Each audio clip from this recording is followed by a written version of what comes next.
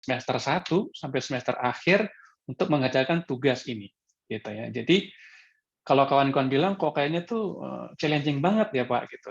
Iya, karena semua tugas yang kita punya, semua knowledge yang kita punya dari semester 1 kita kumpulin untuk mengerjakan si tugas akhir ini.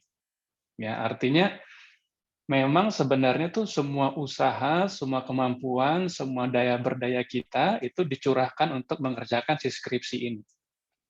Jadi jangan bilang ke kami atau jangan bilang ke orang lain, hey come on, you have to understand, skripsi itu berat loh. Ya iya emang, jadi nggak ada yang bilang skripsi itu ringan. Ya karena memang tugas yang ada posisinya di paling akhir masa kuliah kita. So artinya kita harus kumpulkan semua tenaga, kumpulkan semua waktu, kumpulkan semua konsentrasi untuk ngerjain itu barang. Ya, jadi mulai sekarang kawan-kawan harus mengesampingkan bahwa skripsi itu kemudian hal yang bisa dikerjakan dengan gampang, enggak gitu ya. Enggak mustahil dikerjakan, tapi yang butuh effort. Dan skripsi itu kemudian biasanya kalau anak-anak fresh graduate, ya saya ulangin, anak-anak fresh graduate yang baru lulus dari kampus dan mau cari kerja biasanya ke perusahaan, maka pengalaman saya dulu mencari kerja akan selalu ditanya skripsinya tentang apa mas? Skripsinya tadi kemarin tentang apa mbak? Gitu ya. Dan kalau kita nggak punya penjelasan yang bagus tentang itu, tuh akan kadang-kadang kehilangan kesempatan untuk join ke perusahaan yang bagus. Ya, jadi kawan-kawan harus paham bahwa skripsi itu hal penting sebenarnya, dan memang harus saya securahkan semua kemampuan, waktu, dan knowledge yang saya punya. Gitu ya. Dan sebenarnya skripsi itulah pembeda anak kuliahan dengan anak SMA. Salah satunya itu. Ya, kalau kuliah biasa kan gitu ya, datang ke kampus, ada UTS, ada UAS, belajar gitu ya, nggak beda dengan anak-anak sekolah pada umumnya. Tapi ketika kawan-kawan disuruh membuat skripsi, kemudian memberikan beda kualitas pendidikan anak universitas dengan anak SMA atau bahkan anak SMP mungkin ya. Karena tidak sekedar hanya menjawab pertanyaan, tapi di skripsi kamu harus menganalisa based on reference, based on teori, based on apa namanya sumber yang ilmiah, gitu ya. Jadi itu yang dinamakan skripsi. Ya, jadi kalian harus melek mata, harus be ready, jangan panik, tapi kemudian harus siap, gitu ya. Kemudian when, kapan ngerjain skripsi? Itu pertanyaan yang sering terlintas juga di benak kita ya. Kalau anaknya memang punya willingness bagus gitu ya, anak teladan lah gitu ya. Mungkin sejak join ke kampus dia mulai sering datang ke perpustakaan gitu ya. Mungkin dia sering lihat jurnal, dia sering lihat skripsi kakak kelasnya gitu. Udah mulai mikirin ngerjain skripsi dari awal. Sebenarnya bukan ngerjain, tapi mulai memprepare skripsi dari semester awal. Jadi kalau ditanya kapan waktu ideal ngerjain skripsi, itu as soon as possible ketika kamu join ke kampus, kamu udah mulai mikirin minat, paling nggak minat kamu tuh di mana ya? Apa aku senang ke risk management ya? Atau aku senang ke human behavior ya? Atau mungkin aku senangnya ke incident investigation. Aku senangnya di audit sebenarnya gitu. Jadi dari semester awal sudah bisa menentukan minat, kira-kira yang paling menarik tuh di mana. Karena kalau kamu nggak tertarik dengan topik atau minat yang kamu jadikan skripsi, itu skripsi menjadi double beban. Udah nggak minat, nggak senang, harus ngerjain pula ya. Sehingga buat orang-orang yang ngerjain skripsi karena minatnya, itu akan semakin lebih gampang. Aku tuh paling senang tentang human behavior misalnya. Skripsiku tentang human behavior juga. Jadi adalah hal yang menurutku sangat menarik untuk dibahas. Nah, buat orang-orang yang kebetulan skripsinya cocok dengan minat belajarnya, itu enak sekali. Ya. Tapi kalau kemudian minatnya nggak tahu kemana, tiba-tiba suruh ngerjain skripsi dengan topik tertentu, gitu ya, maka akan kesulitan. Jadi when-nya as soon as possible. Tapi memang biasanya anak mahasiswa itu, wah urusannya banyak gitu ya, nggak hanya kuliah, kadang harus gaul gitu ya, kadang harus nongkrong di coffee shop mungkin ya, di Starbucks gitu ya, atau di mana lah gitu. Kadang harus nonton di XX1 gitu ya, sehingga waktu belajarnya tidak hanya buat belajar tapi juga buat bermain dan bergaul gitu ya. Sehingga tidak sedikit mahasiswa itu yang mulai mengerjakan skripsi itu di semester akhir. Ya. semester skripsi. Terus salah nggak kalau kayak gitu? Ya, dibilang salah juga enggak, tapi siap-siap kalau kamu baru mikirinnya pas semester 8, di saat kamu ngambil skripsi, siap-siap kamu makin banyak menerima kepanikan-kepanikan yang kamu tidak duga-duga. Dan siap-siap kamu akan most likely, akan sangat mungkin terjebak di trap atau jebakan-jebakan pada saat buat skripsi. Apa itu nanti kita bahas. Ya, jadi aku nggak bilang yang baru mikirin skripsi di semester 8 itu salah, enggak. Tapi be ready, kamu harus punya kemampuan yang bagus, punya kemauan yang kuat, punya iman dan takwa yang bagus untuk tetap konsisten di skripsimu. Karena makin lama kita mikirin skripsi, maka makin berat challenge-nya. Maka makin terasa kok skripsi ini tuh berat banget ya dikerjainnya. Kenapa? You are not ready. Kamu nggak siap untuk itu. Ya, maka win-win solution-nya adalah menurut saya kalau kuliah itu kemudian 4 tahun dan 8 semester, maka waktu terbaik mulai mikirin fokus skripsi itu ya di semester 4, 5, dan 6 lah. Kamu dibilang terlalu early enggak juga, dibilang terlalu telat juga enggak. Kamu di tengah-tengah masa kuliah. Nah, buat kawan-kawan yang udah di semester ini, udah deh, coba lebih banyak habiskan waktunya di kampus, di perpustakaan. Coba sesekali searching itu bukan hanya searching game online atau download film Korea misalnya, tapi coba kemudian buka beberapa situs safety, kayak kalau di kampus saya kan di safety ya, di tempat ketiga. Coba buka situs-situs yang kemudian punya reference tentang safety, misalnya OSA, misalnya buka Google Scholar, Elsevier Journal gitu ya, sehingga kawan-kawan punya bayangan dari awal tentang bagaimana skripsi itu. Ya, sehingga nanti dari 5, 6, 7, 8, di 8-nya kamu udah nggak terlalu kaget gitu ya, karena saya udah ready gitu ya. Jadi when-nya kapan? As soon as possible is the best time, ya kan. Terus kalau di tengah-tengah fase kuliah itu ya oke, bagus. Cuma kalau di akhir hati-hati. Biasanya kita terjebak dengan godaan-godaan yang kurang bagus pada saat buat skripsi. Itu untuk when-nya. Untuk who-nya itu siapa yang buat skripsi? Ya siapa lagi? Nggak lain dan bukan adalah ya kalian yang akan mengerjakan skripsi. Jadi menurut saya salah satu challenge skripsi yang paling berat adalah kita harus mandiri. Tidak ada yang maksa kamu untuk menyelesaikan skripsi. Tidak ada yang kemudian dosen yang cerewet, kamu udah sampai bab berapa? Nggak ada. Bahkan kadang-kadang dosen udah disubmit proposalnya, dia belum sempat buka. Sehingga kesempatan kamu untuk melalaikan tugas membuat skripsi itu jadi sangat mungkin terjadi pada saat mengerjakan skripsi. Jadi who itu penting. Kamu harus tahu bahwa ini dari saya, oleh saya, dan untuk saya.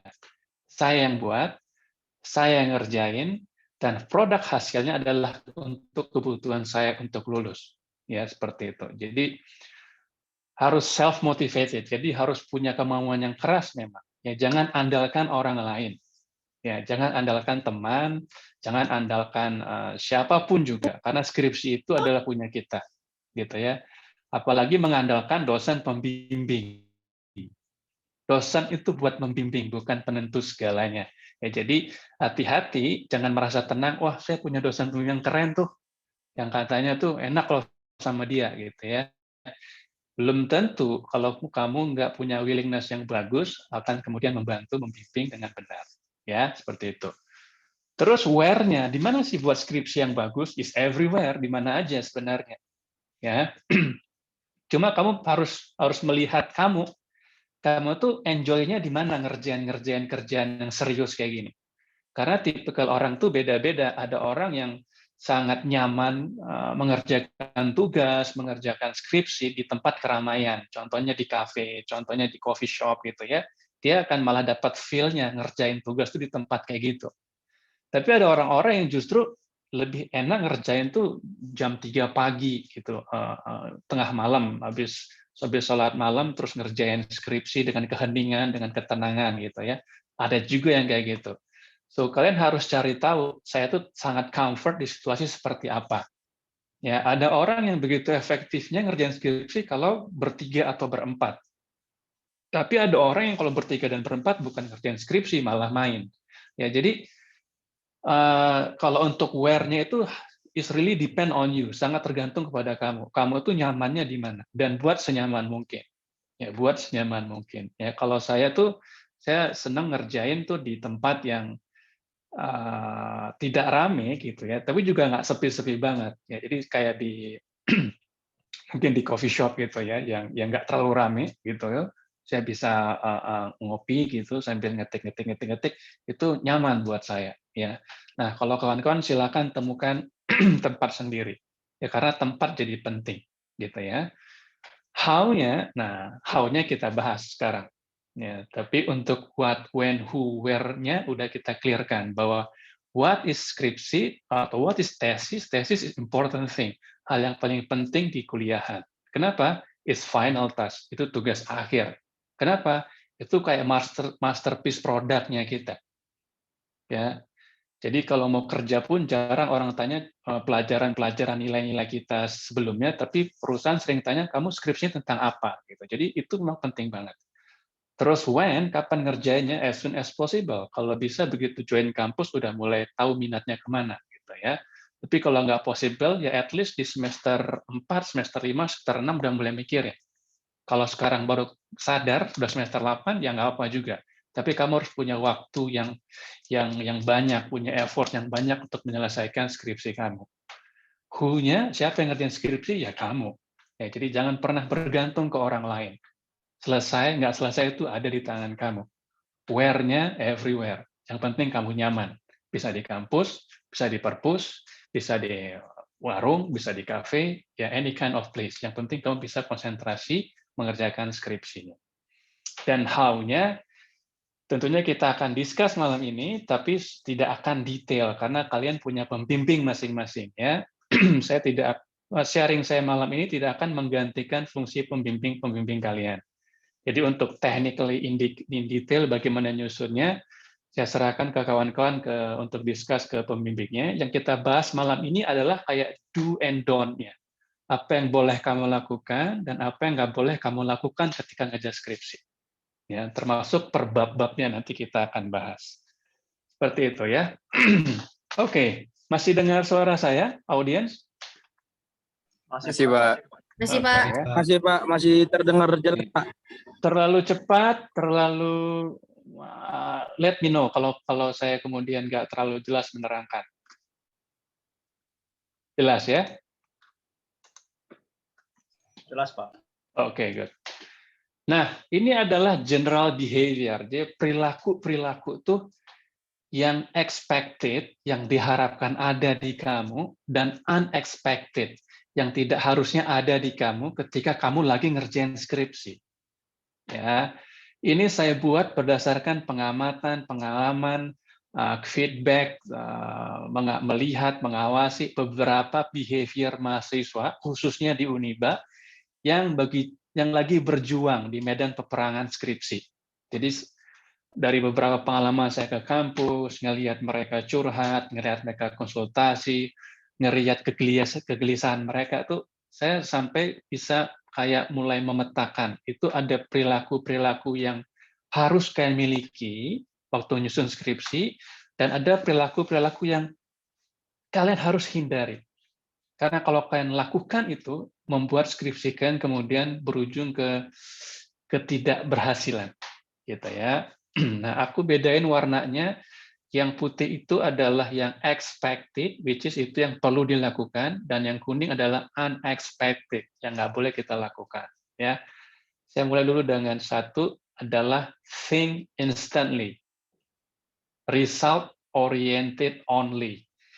Ini banyak sekali kawan-kawan yang datang bimbingan ke kampus, ya jarang nongol, jarang konsultasi, tiba-tiba datang, kemudian Pak, ini bab 1 sampai bab 3 saya, Pak. Ya, saya nggak ngerti jalannya dari mana, nggak pernah konsul, nggak pernah tanya, tapi tiba-tiba 1, 2, 3 udah jadi, gitu ya. Dan tolong Pak di-approve.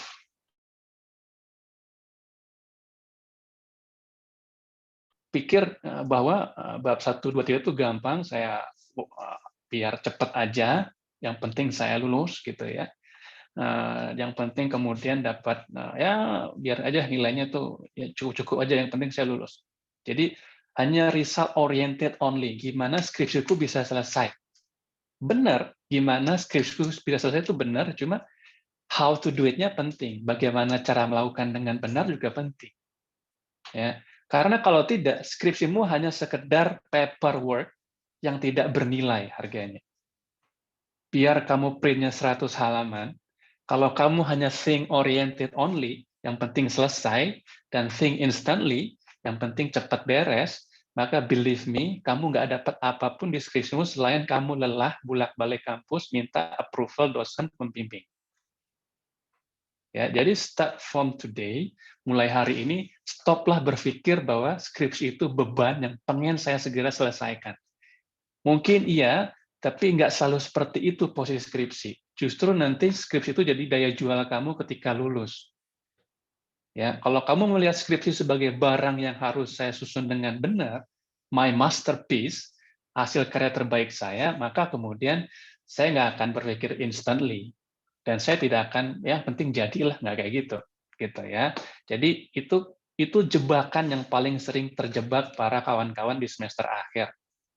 I wanna finish this thesis as soon as possible, which is good, but you have to think about how to do it. Itu bagus, tapi harus difikirkan cara melakukannya. Oke? Nah, yang benar tuh gimana? Ingat kawan-kawan ya, no pain, no gain. Tidak ada kesuksesan, tidak ada keberhasilan, tidak ada kenyamanan yang bisa dicapai tanpa melalui perjuangan. Itu for sure, itu absolute. Ya, nggak ada orang tiba-tiba kaya, nggak ada orang tiba-tiba pinter, nggak ada gitu ya. Dia harus belajar, harus banyak baca gitu ya. Jadi nggak ada skripsi tiba-tiba jadi. Kamu tuh nggak capek, nggak kesana ke sini, nggak cari ke perpustakaan bolak-balik, tiba-tiba skripsinya jadi, nggak ada. So stop bermimpi ada skripsi yang jadinya kayak gitu. Kecuali kamu pakai cara yang nggak jelas. Ya, so no pain no gain itu penting. Jadi kamu harus nikmati semua perjalanan skripsi kamu karena someday kamu bisa cerita. Kemarin aku skripsi itu wah luar biasa perjuangannya. Ya kan, hujan, aku datangin kampus, dosennya nggak ketemu, bolak-balik, tapi alhamdulillah beres. Ya, kamu bisa melihat cerita kamu tuh sebagai cerita kesuksesan, gitu ya. Terus setiap proses itu kamu resapi prosesnya, ya.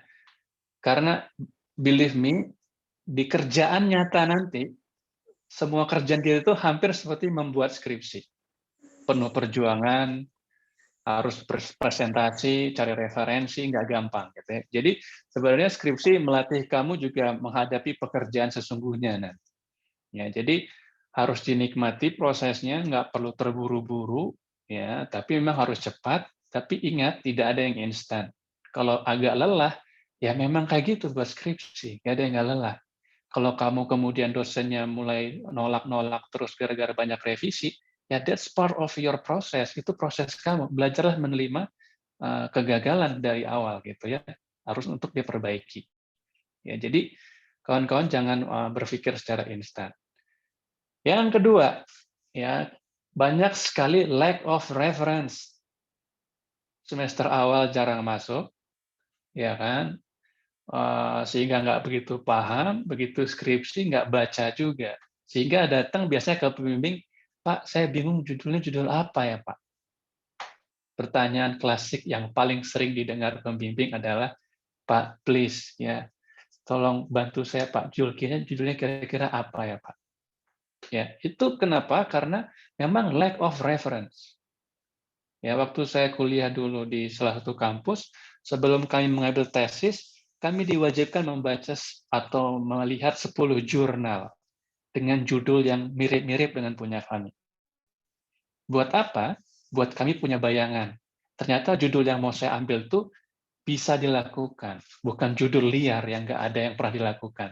Itu ya. Jadi membaca reference membaca jurnal, membaca skripsi kakak kelas misalnya, membaca buku-buku sebelum mengambil skripsi itu kudu harus mesti. Ya, supaya apa? Supaya saat mengerjakan skripsi kamu punya bayangan bagaimana cara ngerjainnya.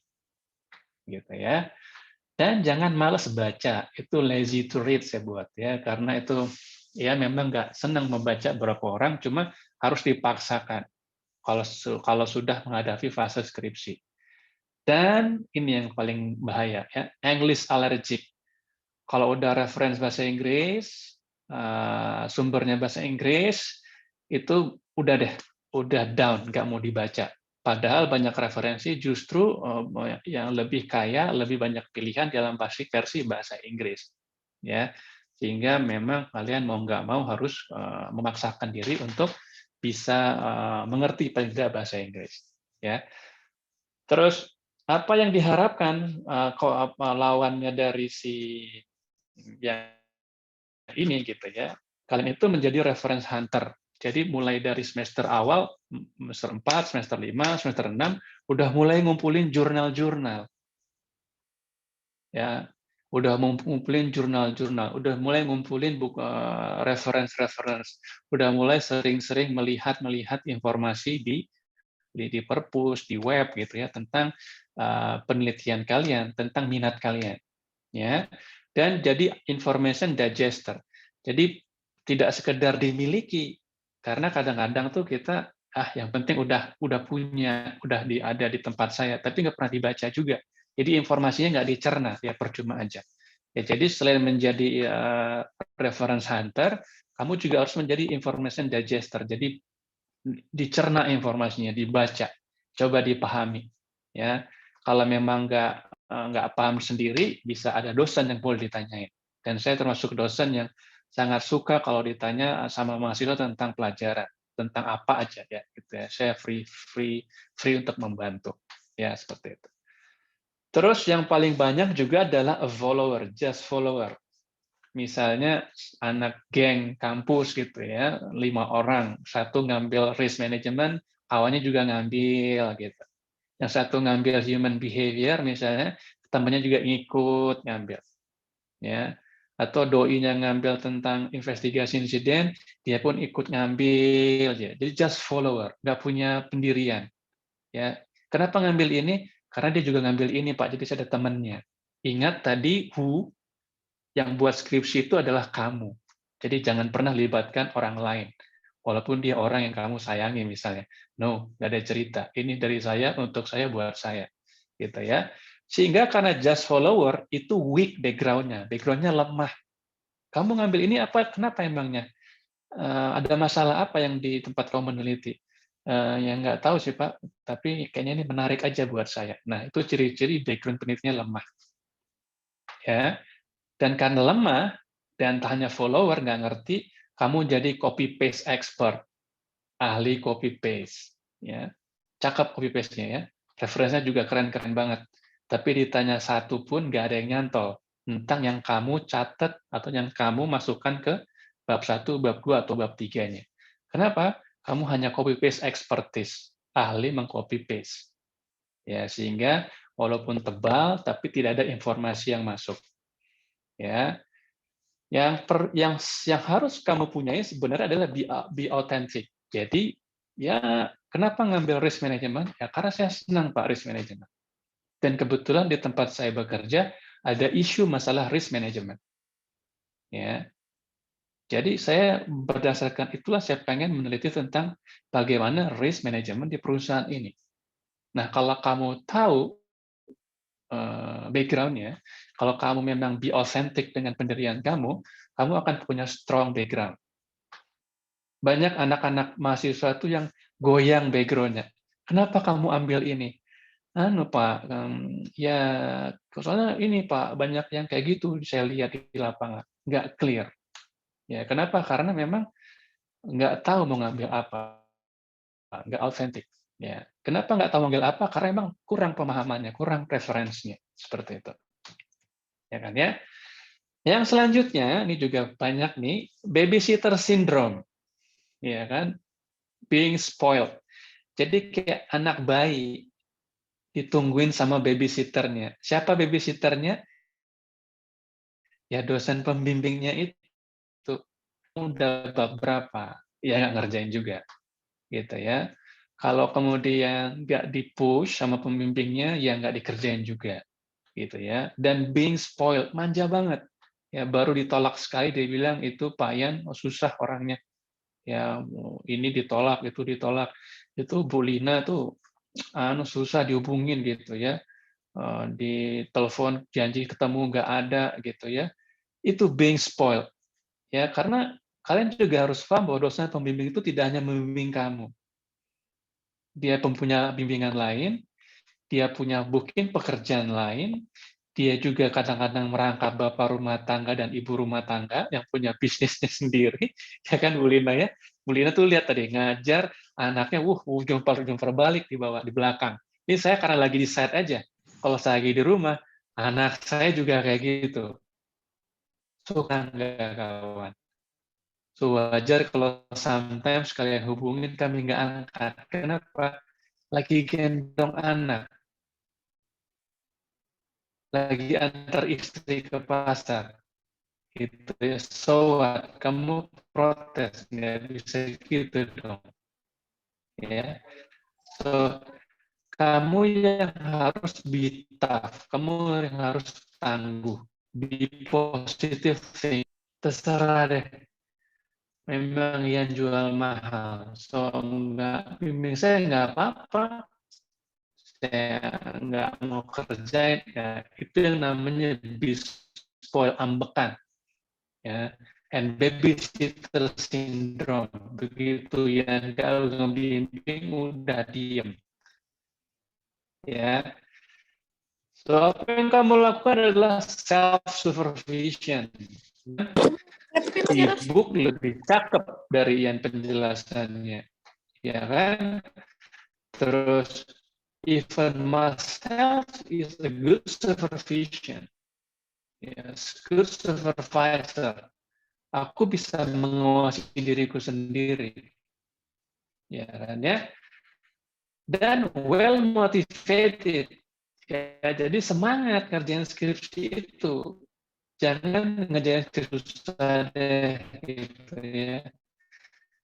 Atau pembimbingnya nanti pengujinya katanya Ian pula lagi, katanya sering ngebantai gitu ya, sehingga kamu datang dengan ke kesuraman atau dimarahin apa ini yang galak-galak, Pak Ardiono misalnya, oh kemudian itu hanya 1/8 pressure kamu ketika kerja, to enjoy my pain, to get my gain. Ya, saya nikmati proses. Kamu jadi tough nanti. Ya, jadi be positive, ya, self-supervision, and well motivated in skripsi. Ini nih, ada mantra ajaib buat para pembuat skripsi, ya. Tetapi jangan diucapkan. Biasanya sering ngucapin mantra, besok aja deh, ya. Datang hari ini, ya kan, Bu Linanya ada mau konsultasi, ada, tapi nanti keluarnya jam 3. Iannya ada tapi lagi ngajar, agak telat keluarnya. Mungkin nanti malam baru keluar, habis maghrib gitu ya. Terus biasanya keluar tuh mantra, besok aja deh. Gitu. mau cari referensi, cek, ternyata internetnya down. Deh, besok jam 8 datang lagi ke kampus, terus jam 9 lanjut ke perpus, terus nanti jam 11-nya aku langsung ke rumahnya Ahmad Nasib buat nge-review bab 1, bab 2, bab 3. Jadi besok ajanya itu semakin menggoda dengan embel-embel rencana yang kayaknya matang. Besok aja deh ke perpusnya, kan masih buka besok. Besok aja deh, karena aku harus ini dulu hari ini. Nah, hati-hati dengan mantra besok aja. Karena besok aja itu kemudian membuat kamu nyaman dengan kemalasan kamu sebenarnya. Dia hanya pembelaan dari rasa malas. Why not today? Because today I am too busy. Busy what? I have to hang out with my friend. Saya harus nongkrong dengan teman saya. I have to, go to the mall. Yeah. I have to napping, tidur siang dulu, udah ngantuk banget. Ya, kamu lakukan hari ini itu penting daripada skripsimu. That's the problem, kawan. So, jangan pernah tergoda mengucapin mantra, besok aja deh. Ya, ya.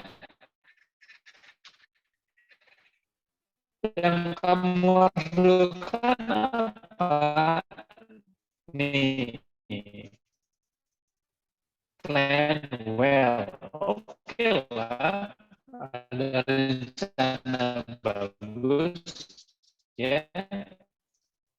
And start with the simple one. Mohon maaf, Pak. Minimal Suaranya putus-putus, Pak. dan ataunya aja oke deh. Minimal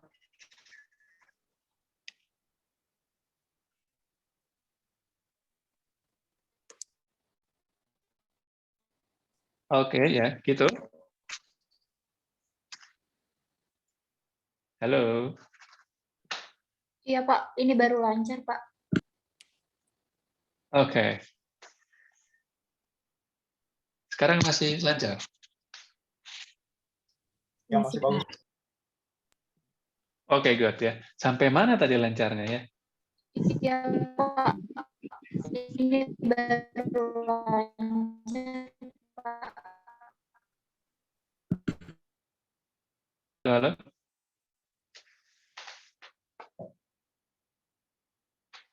Iya, oke deh. Mudah-mudahan lancar sampai mana ya tadi. Mudah-mudahan yang kamu harus miliki adalah kamu harus terencana, plan well gitu ya. Terus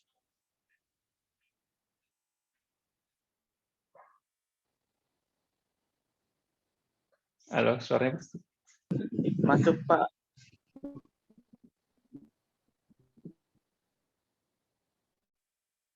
Ya, tes. Masuk, Pak. Oke, good. Sorry ya, koneksinya nggak bagus ya. Jadi minimal kamu harus terencana, harus mulai dari hal yang simple gitu ya. Tiap hari buka laptopnya, minimal ngedit kata dan atau apa aja. Pokoknya jangan hentikan membuka laptop skripsi kalian dan lakukan sekarang. Jangan nunggu besok. Jangan pakai mantra besok aja, jangan comfort dengan mantra besok aja. Ya. Oke, jadi itu. Jadi itulah beberapa. Halo, sorry. Jelas kok Pak, jelas Pak. Jelas kok, Pak. Jelas ya? Soalnya saya putus-putus di sini. Oke, thank you. Jadi itulah yang kalian harus hindari, yang orange, ya, bagian yang orange, think instantly, lack of reference, just follower, ya, babysitter syndrome, dan jangan pernah pakai mantra besok aja, gitu ya. Sementara yang kanan, yang putih, that's the expected behavior. Itu yang harus kamu punya. Berpikir no pain no gain, prosesnya yang dinikmati, gitu ya. Terus kamu juga harus jadi reference hunter dan mendigest semua information, terus jadi authentic, ya, pede dengan ide sendiri, sehingga punya strong background yang kuat, dan harus self supervision, bisa mengawasi sendiri, nggak perlu nunggu orang tua, mama, papa, dosen pembimbing, ya kamu yang ngawasin. Dan yang kemudian yang terakhir, start from simple thing and do now, ya, mulai dari hal yang kecil dulu dan lakukan sekarang, ya, seperti itu. Oke, kita lanjut ya. Oke, masih banyak kan ya materinya ya. Mendapatkan referensi yang bagus. Udah pernah pada buka ini belum? Google Scholar. Udah pernah? Sudah. Sudah pernah, Pak. Nah, Pernah, Pak. itu dia. Bagus. Jadi itulah yang harus kamu buka. Masukin keyword-nya, misalnya human behavior. Nanti keluar banyak. Biasanya kalau kamu langsung klik, ntar suruh bayar. Sekian dolar, sekian dolar. Caranya supaya kamu bisa dapat free, kamu copy paste judulnya, terus masukin ke Google biasa. Masukin di keyword-nya, judul kamu, kasih .pdf, kasih embel-embel free. Terus kamu baru enter. Nanti akan keluar semua versi free-nya. Ya, saya lakukan itu waktu saya menyusun tesis saya. Ya, sehingga kamu punya banyak referensi yang bagus dalam memilih atau menjadikan sumber perbandingan kamu menyusun skripsi. Ya, jadi bukalah Google Scholar atau Google Cendekia gitu ya. Dari situ kamu bisa dapat jurnal, e-book dan yang lainnya. Atau kunjungin situs-situs kalau di safety, situs safety yang udah terkenal, misalnya OSA, NIOS gitu ya. Sehingga kamu punya banyak masukan untuk memilih topik-topik yang cocok buat kamu. Ya, jadi mulai sekarang harusnya log Safari kamu di iPhone kamu tuh historinya banyak Google Scholar, bukan YouTube atau TikTok, gitu ya. Tapi kemudian adalah Google Scholar, Google Cendekia. Saran saya pakai bahasa Inggris, sehingga nanti referensinya lebih banyak. Ya, seperti itu. Skripsi lain boleh nggak Pak saya lihat? Boleh juga, cuma jangan 100% percaya sama skripsi lain, apalagi yang internal kita aja, nggak berkembang nanti. Kalau mau lihat skripsi lain, mungkin boleh main ke Samarinda, lihat punya Unmul misalnya gitu ya. Jadi ada pembandingan di luar kampus supaya skripsinya itu berkembang. Kalau nggak bisa ke sana, ya udah di Uniba. Ingat tadi prinsipnya, do simple thing and do now. Ya, kalau kamu males ke Samarinda, ya udah deh ke Uniba aja, ke perpusnya. Do simple thing dulu. Jangan-jangan dari buka situ, aku penasaran, aku cari lebih banyak referensi. Ya, jadi jangan tunda-tunda. Ya, lakukan yang gampang dulu. Yang paling gampang apa? Buka Google Scholar, tinggal ketik keluar. Seperti itu ya. So you have to try ya. Kamu harus cobain. Nah, ini aku udah mulai bahas per bab. Kesalahan-kesalahan yang sering muncul per bab. Ya. Oke, saya coba arahkan dulu ya ininya, biar nggak bingung. Nah, ini yang sering salah di bab 1. Penyusunan background. Ada common mistake ya, yang sering terjadi ya. Apa aja? Yang pertama itu assumption and opinion based. Jadi latar belakang. Sering sekali saya temui bimbingan saya atau bimbingan orang lain yang datang ke saya bilang, Pak, aku mau ngambil skripsi tentang pelanggaran APD. Cakep tuh. Ya. Terus saya tanya, emang kenapa Mas ngambil itu? Anu Pak, kayaknya di sana itu orang pada bandel pakai APD. Gak mau pakai APD, terus dikasih tahu susah. Aku lihat gitu Pak kemarin. Nah, Itu namanya assumption and opinion base. Tidak cukup kuat menjadi latar belakang penelitian. Kenapa? Kita atau kalian mahasiswa itu tidak cukup bisa valid melihat itu sebagai real violation atau enggak. Kalaupun iya, maka asumsi kita tidak akan bisa dianggap sebagai dasar data ilmiah. Ya, jadi kita nggak bisa menjadikan asumsi kita atau praduga kita sebagai latar belakang penelitian walaupun sebenarnya memang terjadi di sana. Ya, saya mau ngambil tentang apa? Tentang apa, Mas? Saya mau ngambil tentang apa namanya tentang perilaku tidak aman, Pak. Kenapa kamu ambil itu? Ya karena tuh di sana tuh gitu, Pak. Banyak yang nggak pakai helm lah, banyak yang kerjanya inilah. Ya, itu kayak curhat. Itu nggak bisa jadi background. Terus gimana biar itu bisa jadi background? Ya, kamu harus cari data penunjang. Ya, data penunjang itu gimana, Pak? Misalnya kalau saya bilang, Pak, di tempat saya cari data kemarin tuh memang orang tuh ini, Pak, pada nggak pakai helm. Kok tahu? Karena hasil inspeksi di perusahaan itu selama 6 bulan ke belakang, itu finding-nya paling banyak masalah APD, Pak. Itu deh, contohnya data valid. Pak, aku tuh mau mengambil data skripsi tentang pelanggaran APD. Kok gitu, Salsa? Iya, karena aku udah lihat data pelanggaran di perusahaan itu adalah 60%-nya gara-gara tidak menggunakan APD, Pak. Itu namanya data valid. Itu namanya strong background. Ya, kamu mau ambil apa, Muhammad Sabir? Aku mau ngambil tentang HIRA, Pak. Dokumen Hazard Identification Risk Assessment. Kok ngambil itu? Iya, Pak. Udah aku tanya ke seluruh perusahaan itu, mereka tidak pernah punya HIRA. Itu strong background. Kenapa? Fakta. Perusahaan itu nggak punya HIRA.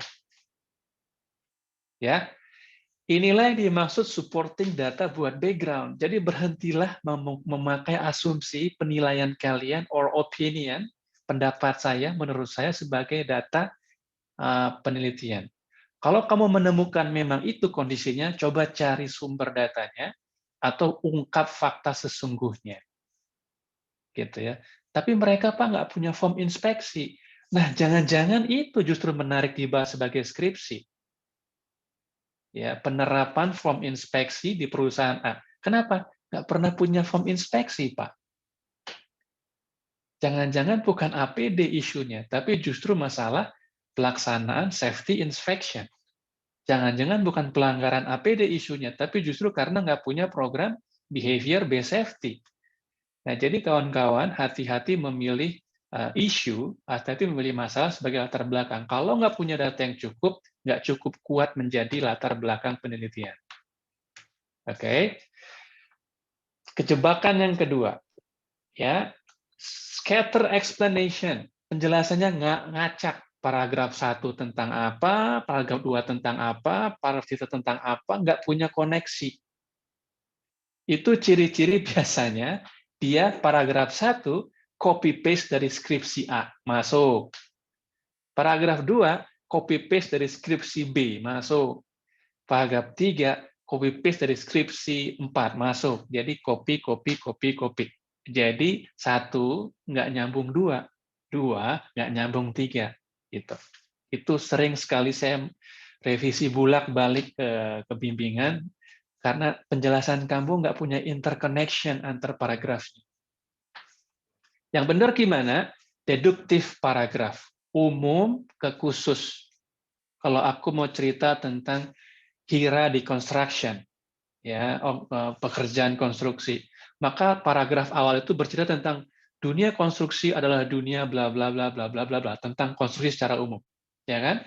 Paragraf 2-nya adalah tentang harusnya di dalam dunia konstruksi memiliki banyak hazard dan risk, ya, benda tajam, titik jepit, yang bisa orang buat terjatuh, itu nyambung. Pertama tentang general construction, kedua tentang hazard identification di konstruksi. Yang ketiga masuk, perusahaan ABC adalah perusahaan yang bergerak di bidang konstruksi. Nyambung. Tiganya tentang perusahaan itu yang punya aktivitas konstruksi. Hal yang empatnya, di perusahaan ABC punya resiko ini, itu. Nyambung lagi.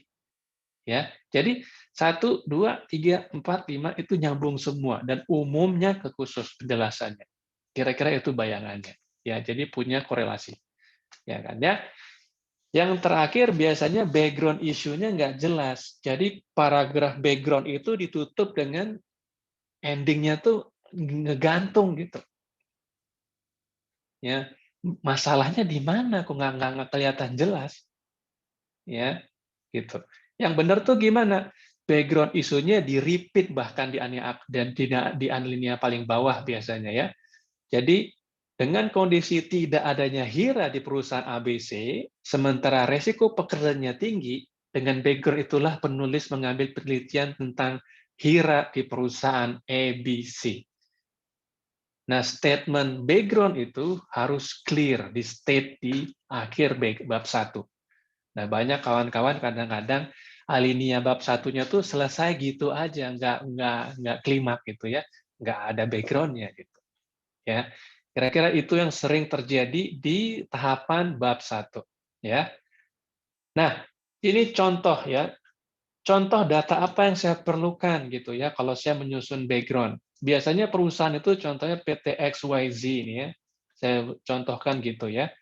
Mereka tuh punya analisa safety observation per bulan, atau per 3 bulan, atau per 6 bulan, atau per tahun. Dia akan mensummary paling banyak pelanggaran masalah APD 27%. Nomor 2-nya masalah work environment 21%. Nah, ini yang dimaksud dengan data pendukung kamu. Kenapa ngambil tentang PPA? Karena based on observasi perusahaan itu, Pak, data observasi tugas dengan isu APD yang menjadi paling tinggi, yaitu 27% dalam bulan Maret misalnya, atau dalam tahun 2021. Gitu ya. Atau kenapa kamu mengambil penelitian tentang bahaya hubungan tentang misalnya layout kerja dengan resiko terpleset dan terjatuh. Karena dari hasil laporan hazard mereka di 2021, itu paling tinggi isunya di masalah slip, trip, and fall hazard. Nah, data gini nih yang perlu kalian gali di tempat kalian nanti mengambil sampel penelitian. Kalau nggak punya, bantu mereka buat. Karena mungkin mereka punya datanya, tapi tidak sempat di summary. So, kamu datang dong. Ya, Pak, biarkan saya yang summary, Pak. Ini perusahaan kalau dikasih kayak gini tuh senang banget. Apalagi yang buat anak Uniba yang ngambil skripsi lagi. Baru mau ngambil skripsi aja udah ada produk bagus kayak gini. Ya, gimana nggak senang company. Ya, jadi kalian harus be kreatif. Tapi poinnya background kalian tuh harus punya data pendukung. Ya, atau bisa jadi pakai ini, data pelanggaran, mana yang paling tinggi. Ternyata paling tinggi masalah fall protection. Ada 116 kali violation dalam setahun. Jadi kuat background saya. Ya, dan seperti yang saya bilang, kamu bisa menggunakan actual fact. Jadi kondisi yang saat itu terjadi sebagai background kalian. Contohnya, faktanya memang perusahaannya nggak punya HIRA. Nggak punya mereka HIRA. Nggak punya mereka JSA. Nggak punya mereka SOP. Maka fakta itu bisa jadi background kamu mengambil judul tentang HIRA atau tentang SOP. Gitu ya. Oke, itu untuk yang bab 1. Saya nggak tahu panitia nih, saya harus cerita terus baru ditanya jawab atau sambil cerita sambil jawab, sambil tanya. Gimana? Mas Salsya atau Mas Ahmad Nasib? Nasib, Pak. Nasib, gimana Nasib? Go ahead terus sampai selesai, baru kita discuss atau sembari menjelaskan per bab ada yang mau discuss gitu? Lanjut aja Pak. Jelasin dulu. Oke. Suara Nasib putus-putus soalnya. Oke ya. Mungkin saya agak cepat ya, karena udah 9:30. Saya takutkan kemalaman. Kita sampai berapa? Jam berapa nih, Salsa? Sampai jam 12 malam? Halo. Senyum Bapak aja deh. Mungkin 5 pertanyaan aja kali Pak ya. Sampai jam 1, Pak. Sampai jam 1? Oh, oke, siap.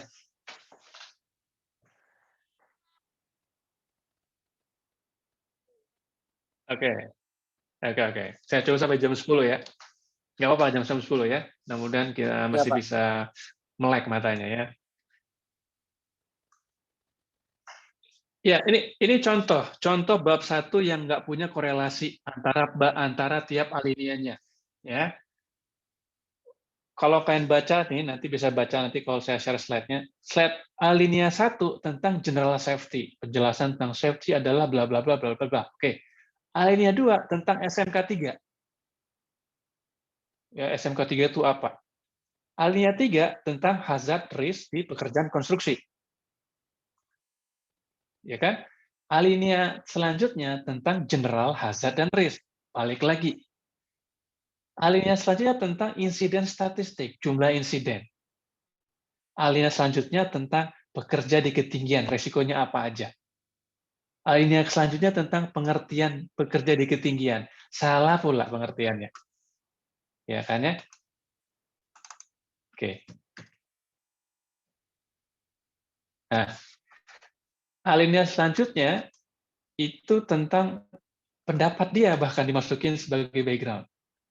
Alinea keempatnya tentang definisi bahaya dan resiko. Udah lompat kemana-mana. Alinea selanjutnya tentang masalah kepatuhan safety. Alinea terakhir tentang JSA.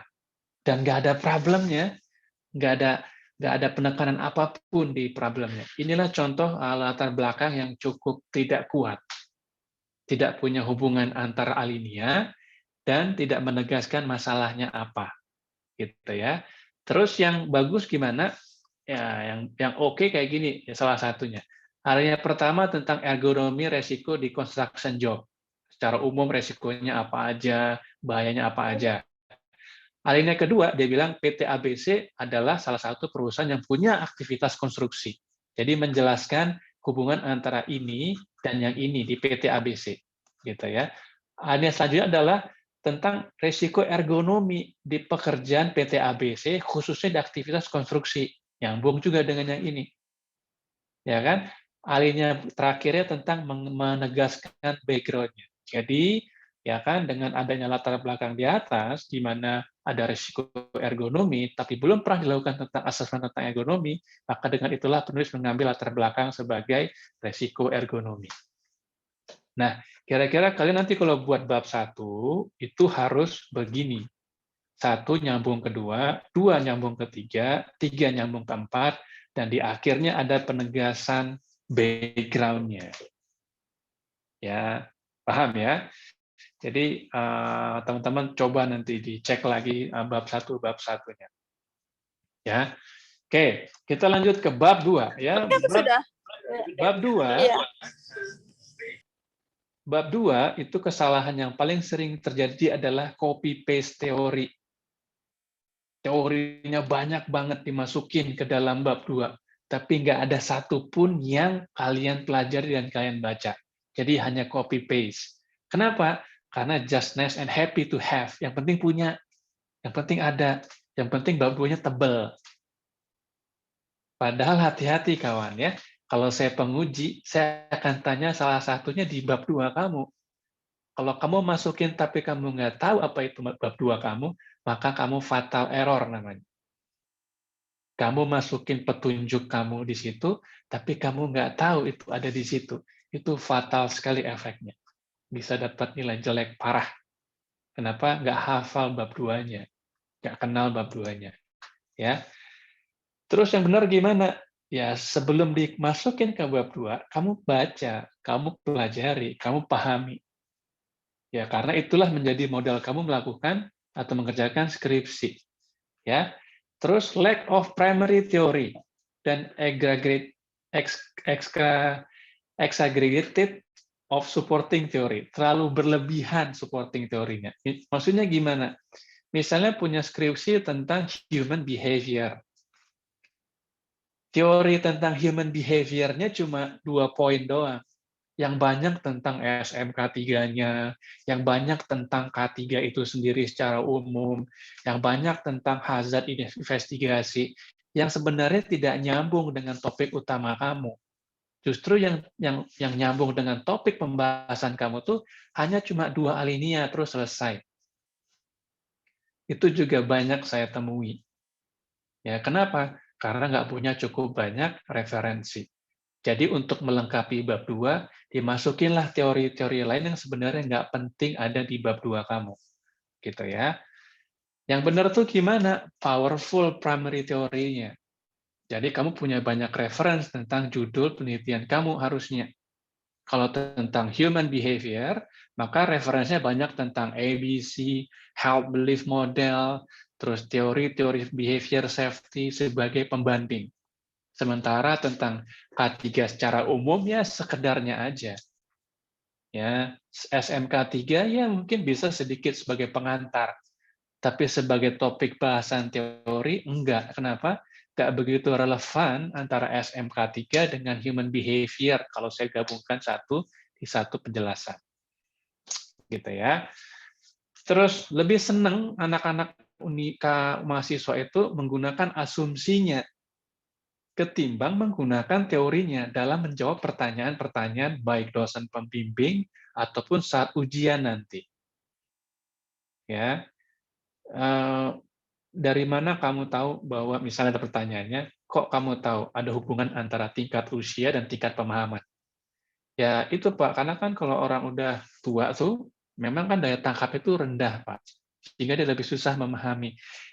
Itu kan ini asumsi kamu itu freelance aja itu penjelasan. Padahal di bab 2 kamu mungkin ada. Menurut teori ini, bahwa salah satu faktor penentu tingkat pemahaman adalah tingkat usia. Nah, tapi kamu tidak coba menjawab based on teori. Padahal ada di bab 2 kamu. Gitu ya. Kenapa? Mungkin kamu copy paste. Ya. Nah, yang benar gimana? Yang harus kamu lakukan, basic teori, bab 2 itu disusun buat menjadi peluru kamu menjawab semua pertanyaan dan menganalisa semua data yang kamu miliki. Harusnya kalau ada pertanyaan, ngelihat bab 2 kamu itu terjawab. Itu ciri-ciri bab 2 kamu udah oke. Harusnya pada saat kamu nanti di tahapan pembahasan, kamu bisa menggunakan bab 2 kamu sebagai petunjuk melakukan pembahasan di bab 4. Tapi kalau kamu masih kebingungan ngebahasnya karena kurang informasi, berarti bab 2 kamu kurang oke. Jelas ya? Jadi bab 2 itu is a guideline, petunjuk kamu untuk melakukan, menjawab, mengerjakan skripsi kamu. Itu pedomannya. Ya. Dan masih bingung mana kerangka teori, mana kerangka fikir, mana kerangka teori, mana kerangka konsep. Padahal bab 2 itu nanti ujungnya adalah menyusun kerangka teori dan kerangka konsep. Untuk apa? Untuk mensimplify bab 2 kamu. Untuk menyederhanakan bab 2 kamu. Terus apa yang harus dilakukan adalah kamu mengutilize kerangka teori kamu dan kerangka berpikir kamu secara efektif. Itulah nanti yang menjadi framework kerangka kerja penelitian kamu. Ya. Contohnya ini, saya punya contoh. Kalau di risk management misalnya ya, maka yang jadi kerangka teori itu adalah ya teorinya. Teorinya bilang gimana? Teorinya bilang bahwa sebuah proses risk management itu tuh tahapannya gini, yang warna putih. Itulah kerangka teori kamu. Sementara kerangka berpikirnya apa? Si yang warna putih ini, si teori ini tuh, kamu hubungkan dengan case kamu. Kamu hubungkan dengan kejadian di tempat kamu meneliti, yaitu perusahaan. Jadi misalnya kalau dibicara tentang identifikasi risk, maka harusnya kerangka berpikirnya adalah bagaimana proses identifikasi di perusahaan itu. Sumbernya apa aja? Oh, ada aktivitas welding, grinding, lifting, rigging. Jadi teori ini kamu masukkan ke tempat kamu meneliti. Itulah yang dimaksud dengan kerangka berpikir. Ya, jadi jangan bingung-bingung lagi. Dan ini harus ada di bab 2 kamu. Mana kerangka teorinya, mana kerangka berpikirnya. Kerangka teori itu based on teori, exactly sama kayak teori, sementara kerangka berpikir adalah pengejawan tahan teori di dalam case kamu di perusahaan. Kira-kira kayak gitu. Ya. Oke, itu untuk bab 2. Untuk bab 3, yang paling banyak muncul masalah adalah poor understanding about research methodology. Tentang metode penelitian masih banyak yang goyang. Mana yang kualitatif, mana yang kuantitatif, mana yang deskriptif, nggak tahu bedanya. Dan kadang-kadang kepinter-pinteran, di-combine. Kualitatif, deskriptif, metode penelitiannya. Apa itu? Ya gitu Pak, pokoknya kualitatif yang dideskriptifkan. Gitu ya, menggabung-gabungkan sepinter-pinternya, sejadi-jadinya. Ya, padahal tuh yang harus kamu lakukan sebenarnya simple aja. Kamu tuh kuantitatif, kualitatif, atau deskriptif metodologi. Yang mana? Kalau kamu mengkualifikasikan sesuatu tidak menggunakan exactly ukuran yang benar, nggak ada uji statistiknya, ya tingkat pemahaman misalnya, tingkat efektivitas misalnya, itu biasanya bersifat kualitatif. Ya, karena mengukur berdasarkan kualitasnya. Tidak ada hitungan fixnya. Tapi kalau kamu hubungan antara kelelahan dengan shift kerja, itu ada hubungannya, ada tes statistiknya, bisa pakai chi-square, bisa pakai yang lain. Simpelnya kayak gitu.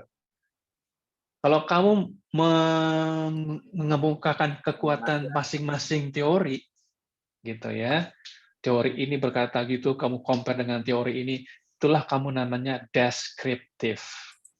Bukan gampang deskriptif itu ya, kamu harus punya kekuatan teori yang cukup. Nah, kamu tuh di grup yang mana? Ya, kamu harus jelas, karena beda tipe, beda metodologi, beda cara approaching-nya, pendekatannya. Ya. Unclear parameter. Seringkah saya tanya, saya mengukur tingkat pemahaman, Pak. Emang ada pemahaman apa? Ada pemahaman baik, pemahaman buruk. Oke. Yang dikatakan pemahaman baik itu seperti apa? Ya, yang ini, Pak. Yang bisa jawab. Yang buruk itu gimana? Ya, nggak bisa jawab, Pak. Nah, itu namanya nggak clear measurement parameternya. Mana yang dikatakan paham, mana yang dikatakan tidak paham. Itu nggak tahu cara ngukurnya. Di penelitian nggak boleh. Ya, kamu harus bisa tentukan, ya. Yang dikatakan paham, Pak, kalau skornya antara 75 sampai 100. Itu yang dikatakan paham. Sementara kalau yang antara 55 sampai 74 dikatakan menengah. Di bawah itu adalah tidak paham.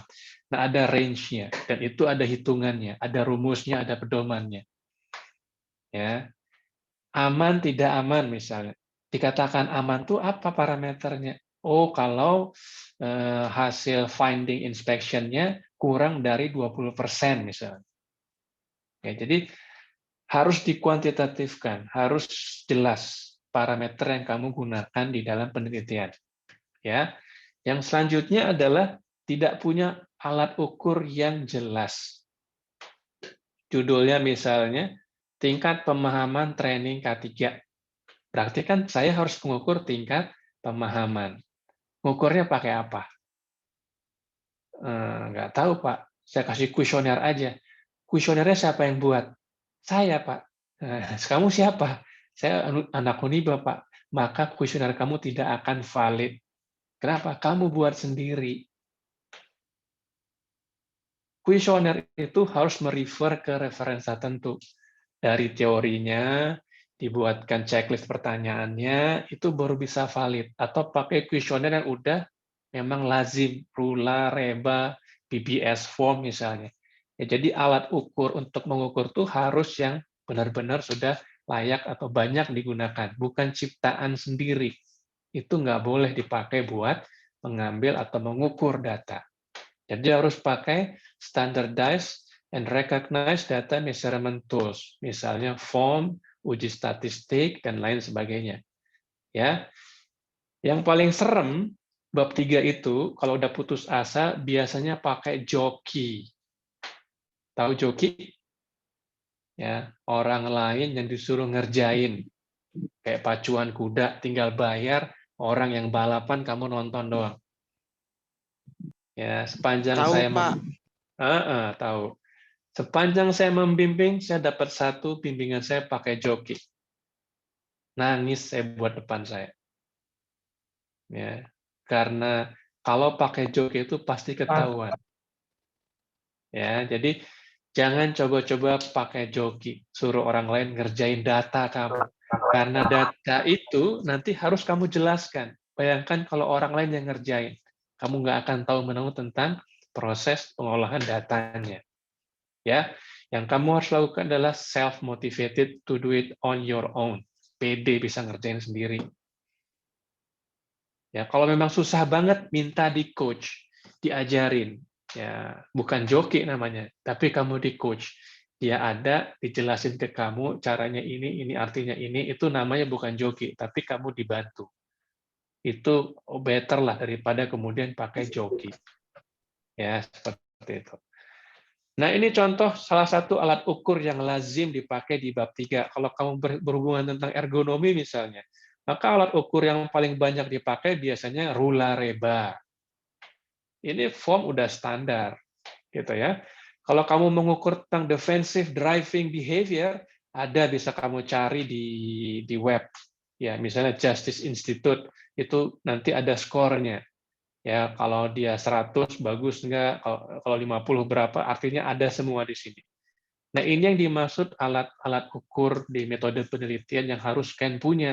Jadi, ingat-ingat judulnya tentang apa? Pemahaman tentang sesuatu. Maka kamu ingat, saya harus bisa ukur tingkat pemahamannya. Formnya apa ya? Ya kan, gitu. Tingkat kepatuhan mahasiswa Uniba terhadap pemakaian helm. Berarti saya harus mengukur kepatuhan seseorang. Itu gimana ya cara mengukurnya? Alatnya apa ya? Kuesionernya seperti apa ya? Referensinya apa ya? Gitu. Jadi jangan buat-buat sembarangan. Gitu ya. Oke. Kita lanjutkan lagi. Oke. Nah, yang bab 4 udah mau dekat akhir. Bab 4 banyak yang hanya melaporkan, bukan membahas. Entah berapa kali saya komen mahasiswa ujian sidang hanya membahas laporan, hanya melaporkan. Ada hubungan, nggak ada hubungan. Ini efektif, nggak efektif, tapi tidak dibahas. Yang benar gimana? Dibahas, di-compare dengan teori yang kamu punya di bab 2. Itulah gunanya bab 2. Hasil yang kamu dapat di bab 4, kamu bahas dengan meng-cross-check dengan bab 2. Teorinya bilang gimana? Nyambung nggak dengan teorinya? Atau berkebalikan mungkin, apa sebabnya? Ya, jadi bab 4 pembahasan itu bukan melaporkan grafik, bukan melaporkan chart, bukan cuma bilang efektif nggak efektif, bukan cuma bilang ini ada hubungan nggak ada hubungan, bukan itu. Ada hubungan, oke, fine. Terus kenapa ada hubungan? Apa teorinya yang bilang ada hubungan? Itu yang namanya ngebahas. Ya. Terus didn't have sufficient reference, ngebahasnya nggak pakai reference. Karena bab 2-nya kurang memang. Ya. Jadi harus pakai reference yang jelas, ya kan? Terus di bab 5 biasanya kesimpulannya tidak menjawab tujuan penelitian di bab 1. Jadi ingat-ingat kalau nanti di bab 1 ada tujuan penelitian atau permasalahan penelitian, itu harus kamu jawab di kesimpulan. Jadi jangan nanti permasalahannya 3 poin di atas, summary-nya 5 poin, nggak ada yang nyambung. Harusnya menjawab permasalahan di bab 1. Ya, seperti itu. Terus pada saat memberikan saran, too general dan unclear. Misalnya gini, jadi saran dari kamu apa, Mas Ahmad Nasib? Ya, saya menyarankan perusahaan ABC untuk meningkatkan tingkat pemahaman karyawannya tentang proses analisa bahaya. Itu adalah saran yang too general. Meningkatkan kesadaran karyawan itu kayak apa caranya? Meningkatkan kedisiplinan Uniban tentang memakai helm. Itu too general. Yang benar gimana kalau kasih saran? Be smart, specific, measurable, accountable, reasonable, dan timeline. Sarannya gimana? Menyarankan kepada pihak Uniba untuk melakukan pemeriksaan mendadak sidak pemakaian helm yang dilakukan secara teratur sebulan sekali. Itu saran.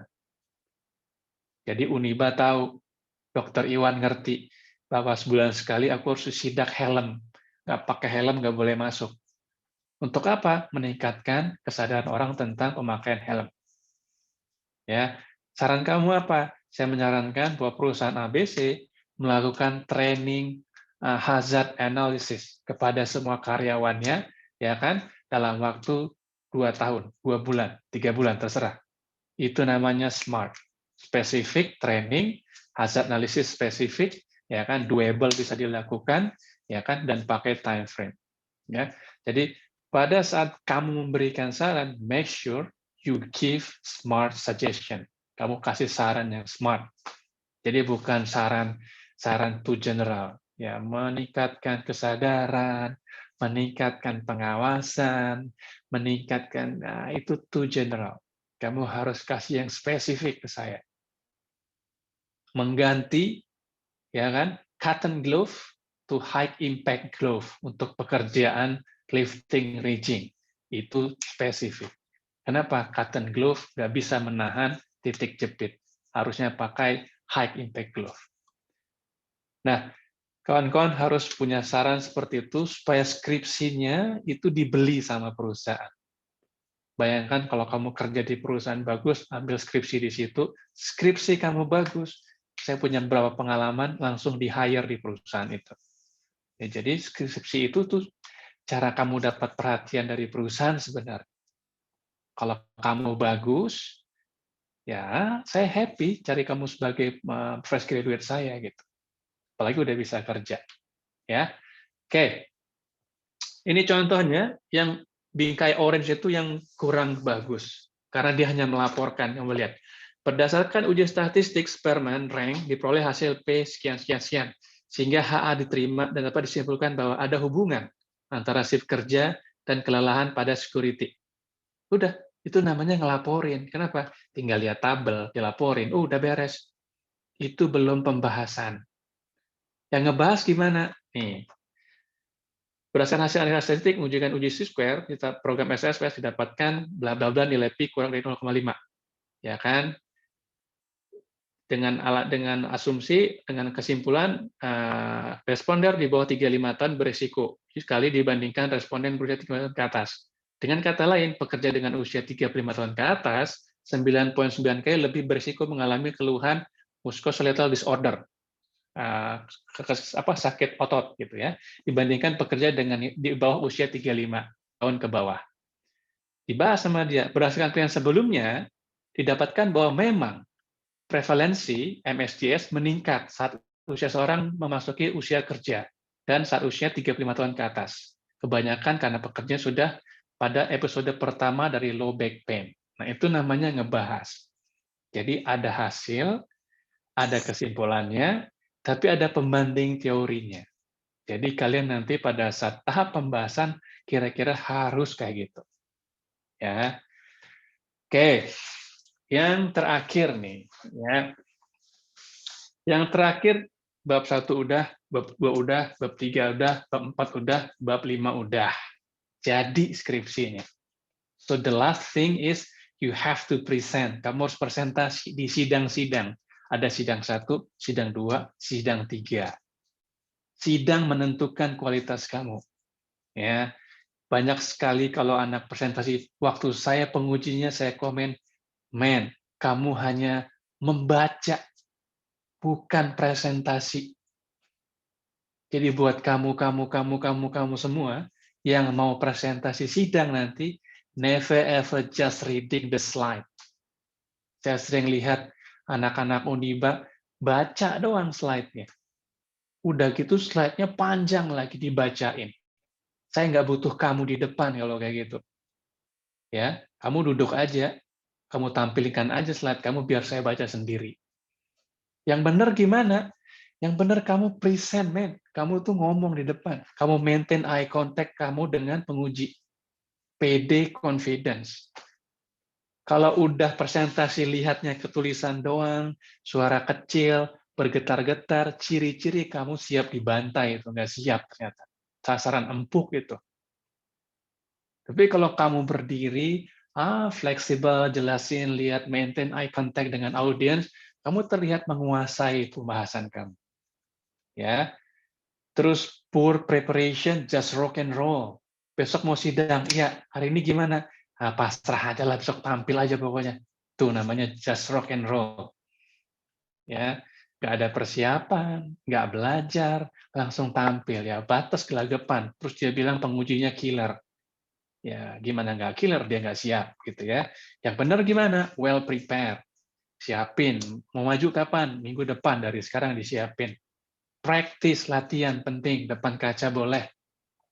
Ya, kamu ngomong, ya, prior the D-Day, sebelum hari tampilnya, sebelum hari H-nya, gitu ya. Yang juga sering saya lihat, hectic power slide, PowerPoint slide-nya tuh, waduh, rame kayak lapangan bola, rame, ada animasi, lompat sana, lompat sini, ya. Ini. Slide-nya hectic, norak, banyak animasi, tulisan semua. Itu nggak akan oke. Ya, karena nanti penguji hanya fokusnya ke tulisan kamu, bukan ke kamunya. Yang benar gimana? Slide itu simple, just key point aja yang dimasukin. Masukin chart kalau perlu. Udah, nggak usah banyak tulisan. Terus gimana Pak ngejelasinnya? Kamu yang ngejelasin. Gitu ya. Terus poor appearance, rambut gondrong, ya, lampu di rumahnya remang-remang kalau online, gitu ya, mata merah kurang tidur, ya kan, out-outan gitu ya, bajunya miring sana miring sini, low confidence, suara kecil, nunduk terus, unclear voice tone, ya suara ngomong nggak kedengaran hampir. Yang paling parah stubborn, keras kepala, udah salah ngeyel, ya seperti itu. Yang benar tuh gimana? Good looking tuh kayak Ahmad Nasib. Senyum, baju kemeja, lampu rumahnya terang, ya, charming. Wah, pokoknya pembawaannya enak dilihat deh, ya. Confidence, ya pede aja gitu. Karena skripsi kamu yang buat sebenarnya. Kami juga nggak tahu banyak. Loud and clear voice, suaranya tegas, jelas, lantang. And konsisten, bukan keras kepala, tapi konsisten. Kalau konsisten itu benar, based on teori. Jangan takut ditanyain dosen kalau kamu berpegangan sama teori. Kok ada hubungan itu? Ya karena benar Pak, based on teorinya si ini bilang bahwa memang ada hubungan antara tingkat usia dan tingkat pemahaman. Ya, biar siapa yang nanya juga akan nurut kalau jawabannya kayak gitu. Ya, yang sering jadi masalah tuh karena kenapa ada hubungan? Ya, anu Pak, ya ini Pak, itu yang sering goyang. Karena nggak bahas bab 2-nya. Ya, seperti itu. Tahu Steve Jobs ya, yang punya iPhone, yang barangnya dibeli orang biar harganya selangit, padahal cuma nelpon doang, ya kan? Yang orang rela kadang-kadang kayak kredit motor hanya dapat ngantongin iPhone doang di kantongnya. Ownernya itu kalau presentasi itu persis kayak slide kalian. Kayak slide, aduh, nggak ngebayangin lah, nggak represent si iPhone-nya lah. Ya kalau kalian punya iPhone atau iPad tuh, dia punya program PowerPoint-nya itu keren banget gitu. Tapi coba kalian lihat slide dia, nggak banyak yang dia tampilkan, cuma pie chart, aduh biasa kayak gitu. Ya terus ada grafik kayak gitu, ada kata-kata one more thing, ya kan? Nanti offline Terus, juga bakal wajib. sorry di mute ya yang nggak aktif ya. Terus siapa dong jadi daya tariknya? Bukan slide-nya. Tapi siapa dong? Kamu. kamu daya tarik presentasi kamu daya tarik skripsi kamu. Jadi, I don't care with the slide, saya nggak terlalu pedulikan dia harus hektik sana-sini, animasi sana-sini, cukup informasi, cukup sedikit aja, terus siapa dong yang menjelaskan? Kamu. Itu buat kamu lebih powerful dan tidak menggoda kamu untuk membaca slide. Ya, jadi kawan-kawan, kalian harus buat slide yang kemudian simple gitu ya. Terus saya punya tips gimana caranya buat slide simple tapi tetap bisa ada petunjuknya. Di PowerPoint itu bisa kamu kasih note di bawahnya. Udah tahu belum ya?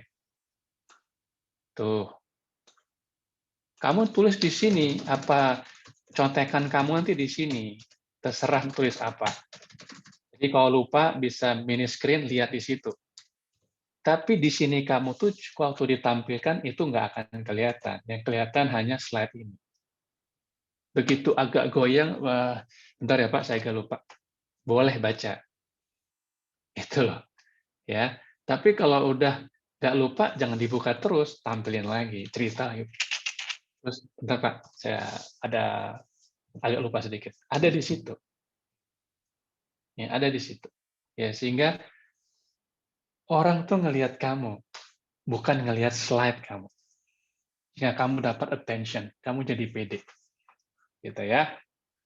Oke, aku pikir itu beberapa sharing dari saya, tips and trick-nya ya. Jadi dengan kalian tahu beberapa traps-nya, kalau bisa jangan ke situ. Jangan dekati itu. Justru kamu harus bersemangat gimana caranya kamu bisa lakukan yang warna putih-putih tadi. Ya, I know it's not easy for you, nggak gampang, but it's not impossible. Itu nggak mustahil. Ya, yang penting kamu punya tadi motivasi yang cukup untuk mengerjakan skripsimu dan jangan pakai mantra besok aja. Itu menggoda untuk digunakan, tapi efeknya, luar biasa, menjebak kamu.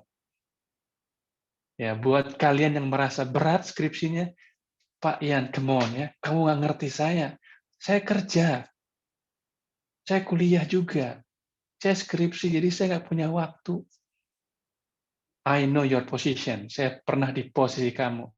Saat 2015, saya kuliah S2, di UI tadi kata si Nasib, kuliahnya di Jakarta, Depok.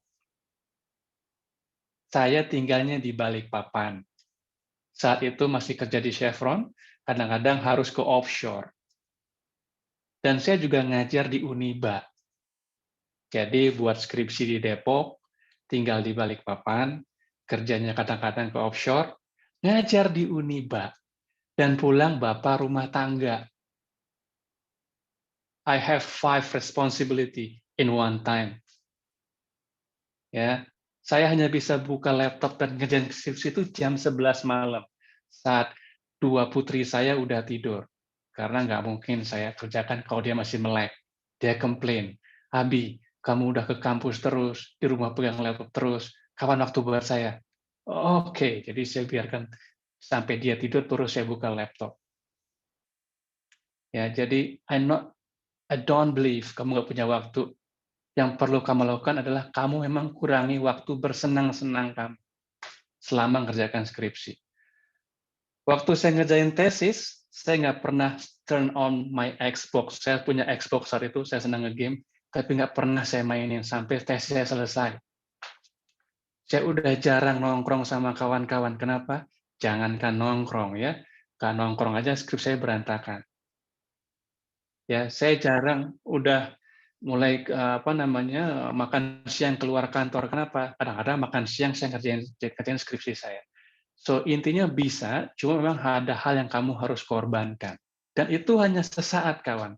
6 bulan selesai, kamu bisa bebas ngapain apa aja. Kuliah beres, ya kan? Skripsi beres, kamu bisa do something yang kamu mau. Mau kerja, mau nikah, mau apa deh terserah. Tapi kuliah udah beres. Ya, jadi jangan be spoiled, jangan manja. You have to be tough, kamu harus tangguh. Nggak nyaman memang, tapi inilah proses kamu kuliah yang sometimes kamu someday nanti kamu bisa ingat. betapa saya begitu tangguhnya kemarin. Kayak saya bisa cerita, saya bapak rumah tangga, kuliah di Depok, tinggal di Balikpapan, sekarang ngomong gitu. Dulu memang stres saya. Tapi udah saya lewati itu, sehingga bisa cerita sekarang. Dan mungkin kamu pun nanti bisa cerita kayak gitu. Ya, so my friend, just enjoy the pain, ya, no pain no gain, ya kan ya. Dan keep trying, keep doing, keep pushing yourself. Paksakan diri kamu, paksakan. Ya, gak nyaman memang, tapi kamu harus paksakan. Oke, mungkin itu dari saya, Pak Nasib. Silahkan kalau nggak tahu ada yang mau discuss, saya sih free aja. Nggak tahu kawan-kawan mungkin udah ngantuk, saya nggak tahu. Tapi anyway, kalau ada yang mau tanya silakan mungkin ya Pak Nasib ya. Saya serahkan kembali ke Pak Nasib. Oke, Pak. Suara saya lancar nggak, Pak? Lancar, ya, loud and clear, jelas sekali. Baik, kita buka sesi tanya jawab. Bagi yang ingin bertanya, silakan langsung menghidupkan mikrofon, menyebutkan nama dan instansi dari mana.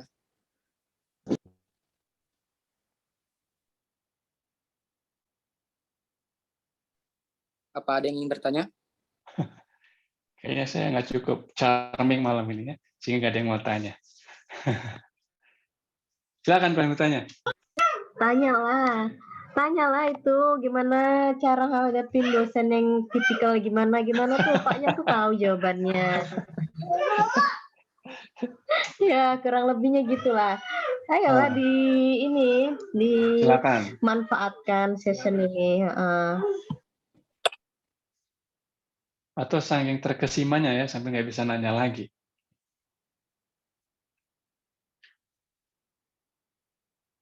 Ada yang mau tanya? Itu moderator ada yang tanya tuh di chat itu. Di Ada yang chat, tanya oke. di chat. Kita lihat. Kapan sih Pak bisa mulai ngajuin judul skripsi? Ah, itu Bu Lina yang tahu.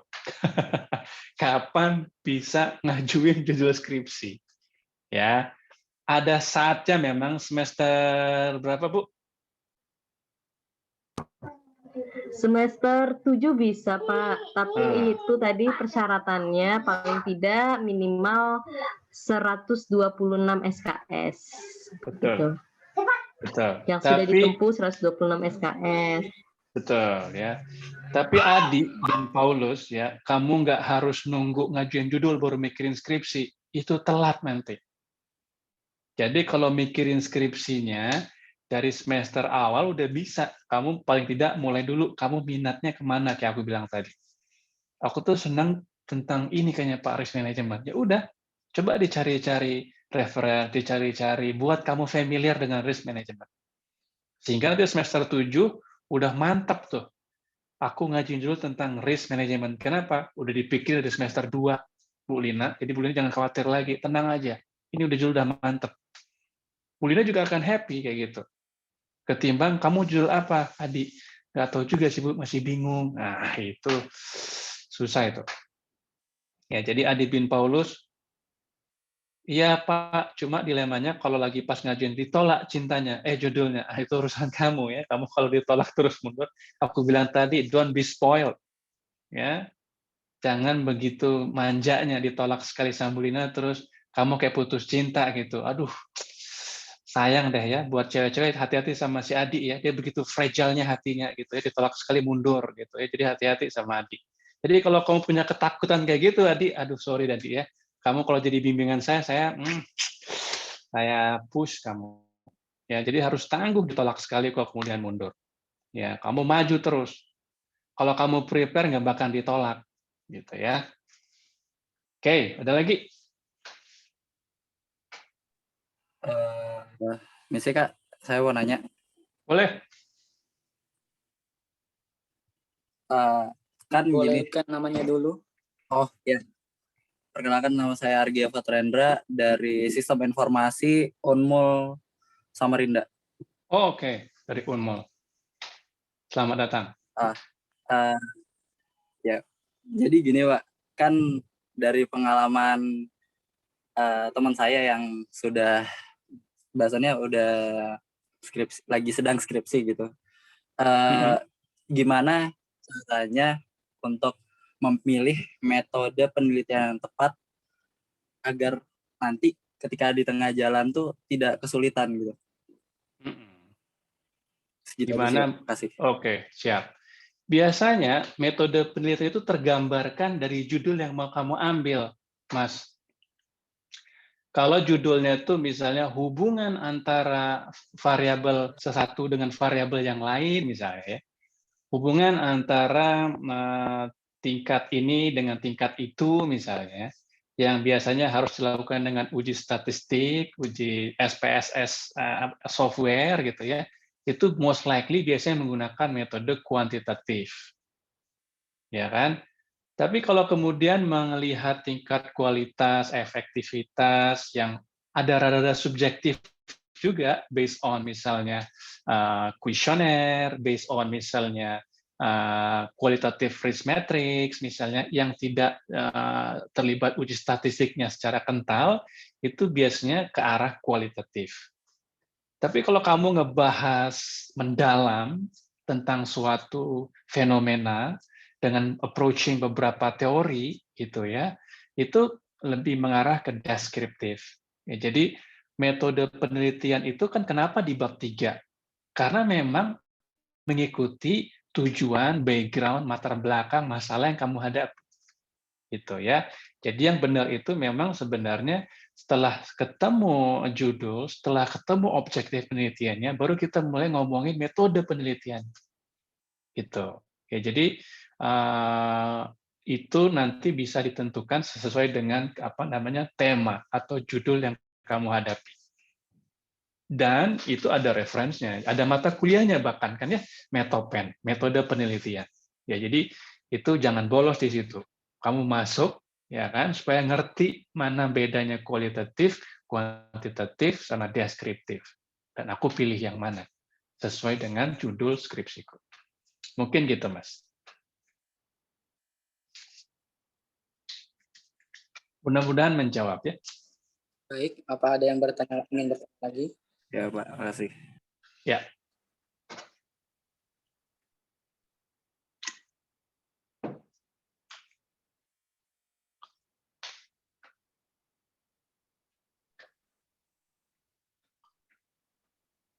Ada lagi yang mau bertanya?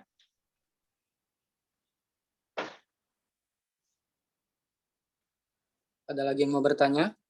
Silakan sebut nama serta instansinya.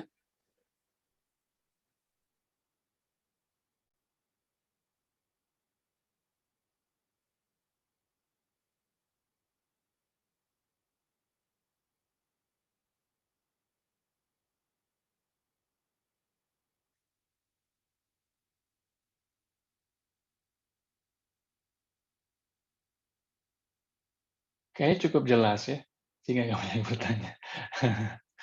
Oke. Ada yang bertanya? Ya, ini Muhammad Sabir. Muhammad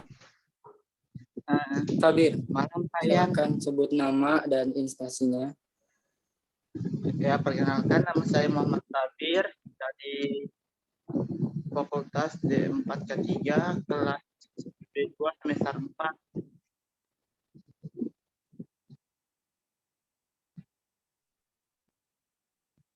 Pertanyaannya? Pertanyaan saya di sini kan di semester 4 ini ada mata kuliah yang namanya metode penelitian. Jika tidak apa-apa Pak Yan, jika kita berhubungan dengan judul metode penelitian kita di semester 4. Apa nggak apa-apa diajukan di situ? Ya, melanjutkan. Maksudnya kamu punya judul, kamu ajukan di situ gitu? Iya, melanjutkan di TA nanti. Oh gitu. Kalau saya dosennya nggak apa-apa. Saya senang banget malah dari semester 4 ada diskusi kita. Pak, ini bisa nggak Pak menjadi... karena waktu saya di UI itu memang pada saat metode penelitian kami sudah mengajukan judul. yang potensi buat kami teruskan menjadi tesis di mata kuliah Metopen. Dosennya kasih tahu, Mas, ini mah kamu idenya ide liar ini, susah kamu nanti kalau kayak gini.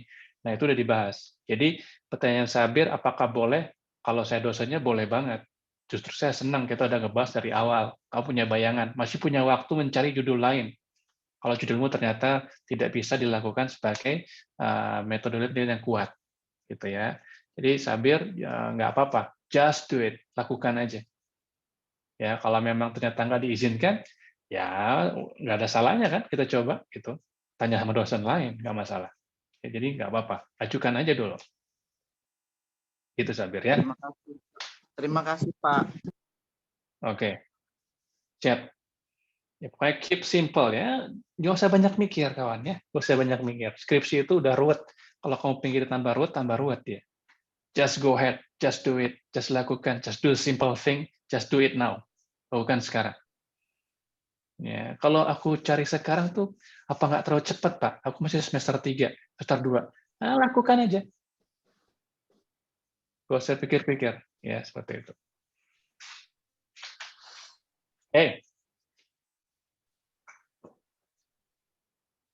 Silakan ada lagi. Saya ingin bertanya, Pak. Oh ya, Gesa. Baik, Gesa. Gesa dari Universitas Balikpapan.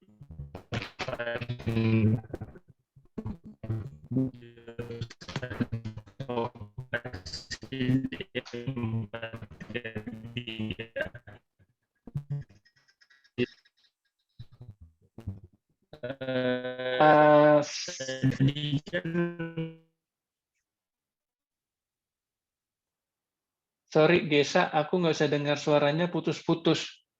Mungkin Nasib atau siapa gitu bisa mengulangi pertanyaan Gesa, karena Maaf Pak, Putus-putus tidak juga, Pak. terdengar Pak juga Pak. Iya. Mungkin bisa di lewat chat aja, Gesa. Gesa chat aja.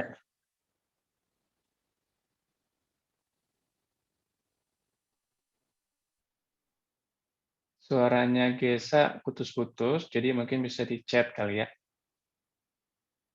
Sambil nunggu Gesa chat, yang lain juga boleh tanya.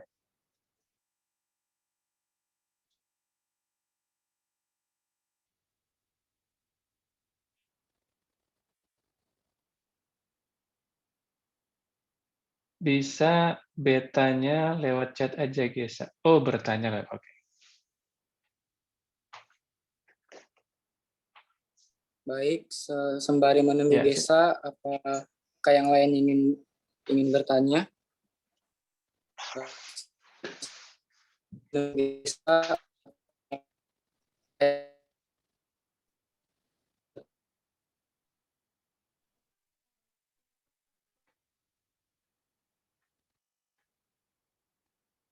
ya, ada yang mau tanya lagi? Mungkin bisa lewat chat kali ya, biar lebih jelas. Karena kadang-kadang, kan Bapak bilang tadi latar belakang sesuai dengan isinya. Jadi apakah ada cara mudah dan sistematis dalam agar yang dibahas di latar belakang tidak membahas kemana-mana?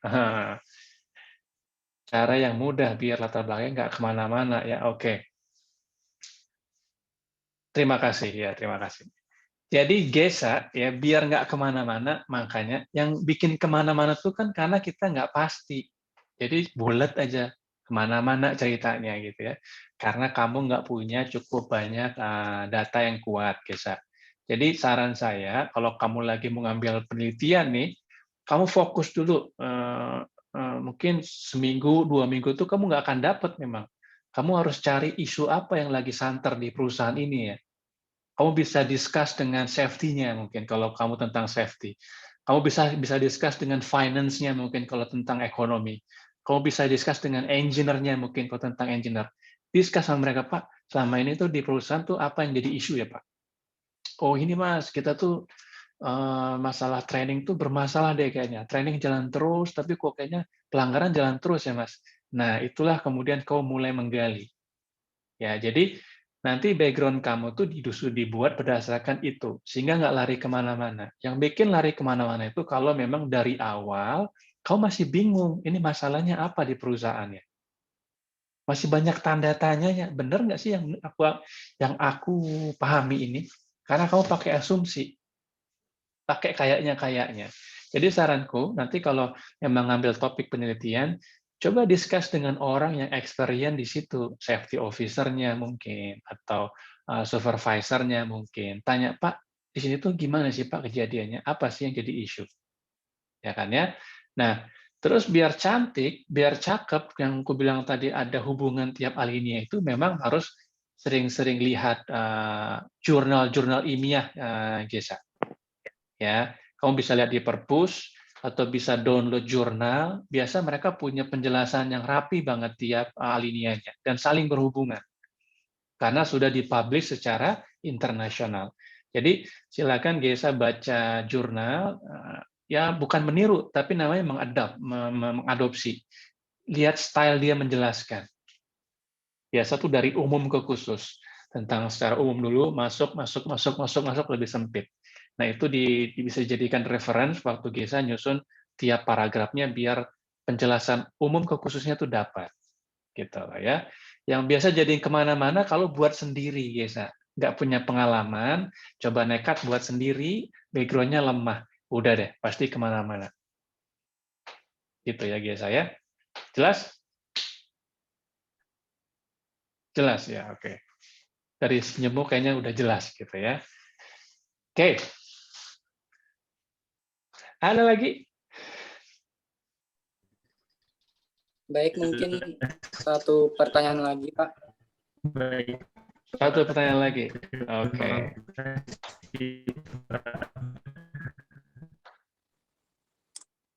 Satu pertanyaan terakhir, mungkin. Apakah ada yang ingin Boleh, Pak, bertanya? izin bertanya. Silakan, Baik, Bu. Ibu. Baik, terima kasih. Selamat malam teman-teman semua. Pak Yan yang saya hormati. Langsung ke pertanyaan, Pak. Untuk membuat suatu skripsi itu, referensi apa yang paling memperkuat kita untuk membuat sebuah referensi? Apakah itu dari jurnal-jurnal atau dari skripsi yang telah kita dapatkan di perpustakaan atau dari buku penerbit para bagaimana, Pak? Yang paling cocok untuk memperkuat ini nanti karya skripsi kita seperti itu. Betul. Ya, jadi tanyanya bagus sekali Bu Herawati ya. Jadi mana yang paling powerful ya menjadi referensi buat skripsi? Apakah teori murni atau penelitian sebelumnya atau jurnal gitu? Yang mana gitu ya? Tentunya tiap orang punya beda-beda pemahaman, pendekatan gitu ya Bu Herawati. Tapi kalau saya tuh sangat tergantung kepada situasinya memang ya. Tapi kalau bisa dipetakan, teori itu sangat kuat menunjang landasan dasar berpikir kita. Untuk ngejawab pertanyaan tuh cakepnya pakai teori, lebih powerful. Ya. Sementara kalau penelitian dan jurnal-jurnal yang lain itu posisinya sebagai pemberi arahan kita. Pada saat kita meneliti misalnya, dengan ada jurnal lain tuh kita kayak diarahkan karena pernah dilakukan sebelumnya dengan pendekatan yang kurang lebih sama. Ya, jadi kalau bicara posisi sebenarnya si reference, si teori utama itu lebih kepada nanti menjadi baseline kita menjawab, baseline kita menentukan strategi karena itu memang murni teori dasar. Sementara reference dari jurnal, dari penelitian sebelumnya itu biasanya untuk memperkuat hipotesa kita, untuk membantu kita menentukan strategi, cara pendekatan gitu. Nah, itu yang bisa kita bedakan gitu Bu Era. Tapi sebenarnya semuanya punya kelebihan dan kekuatan masing-masing. Ya, tapi kalau saya lebih senang teori murni itu sebagai baseline, sementara jurnal sebagai guideline penuntun gitu ya. Tapi kalau teori itu dasar pemikiran. Mungkin kayak gitu Bu Erawati. Baik, terima kasih. Baik, mungkin Ya, Bu. cukup sekian sesi tanya jawab pada malam hari ini. Terima kasih pada yang telah bertanya. Terima kasih kepada Bapak Yan Fuadi yang telah menyampaikan materi kita pada malam hari ini. Semoga ilmu yang kita dapat sama-sama, malam Mas. hari ini dapat bermanfaat bagi kita semua. Ya, Hadirin, amin, amin, amin. perkenankan saya Ahmad Nasib, pembawa acara, mengucapkan terima kasih sebesar-besarnya dan juga memohon maaf apabila ada kesalahan perkataan dan juga kendala teknis. Saya mengucapkan mohon maaf sebesar-besarnya. Sekian webinar kali ini. Selamat bertemu di webinar selanjutnya dengan tema yang menarik, Stay Safe and Health, serta patuhi protokol kesehatan. Terima kasih. Wassalamualaikum warahmatullahi wabarakatuh. Waalaikumsalam. Waalaikumsalam. Terima kasih semuanya. warahmatullahi wabarakatuh. Dimohon untuk tidak keluar Zoom dulu karena ada sesi foto bersama.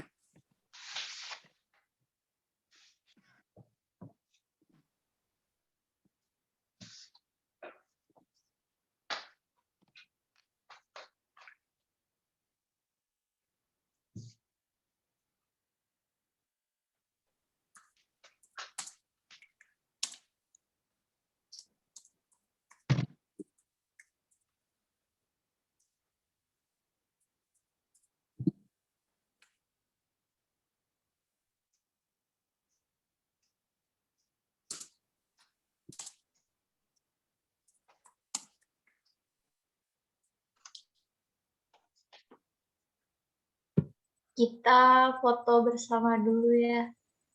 Bisa on cam semua dan menampilkan gaya-gaya bebasnya. 1, 2, 3.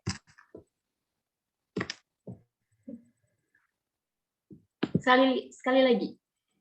1, 2, 3. Terima kasih semua.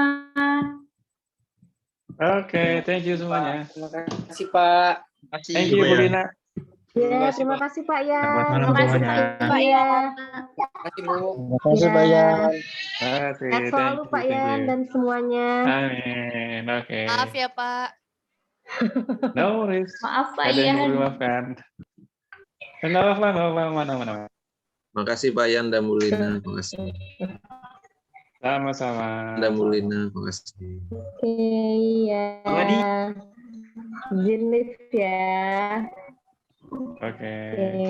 Bye. Oke, lift ya. Bang Adi.